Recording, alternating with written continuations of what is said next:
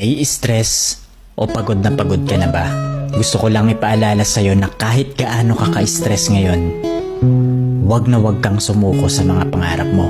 Kailangan mong tandaan parati na magtiwala ka sa progress na nangyayari sa buhay mo. Kahit alam ko na minsan sobrang hirap at sobrang nakakapagod na din talaga. Magtiwala ka sa kakayahan mo. Ang dami mo nang nalagpasan na mga malalaking problema dati. Ngayon ka pa ba susuko? Patuloy ka lang na lumaban.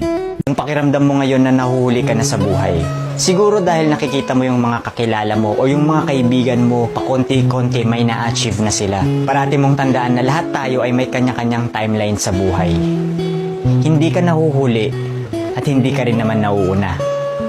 Kung nasaan ka man ngayon sa buhay mo, yan ang lesson at experience na kailangan mong pagdaanan ngayon. Lahat tayo ay may sariling kwento sa buhay na makaka-inspire ng ibang tao.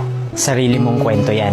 Kaya make sure na sulitin mo ang bawat moment at gawin mong fulfilling ang kwento mo kahit anong mangyari.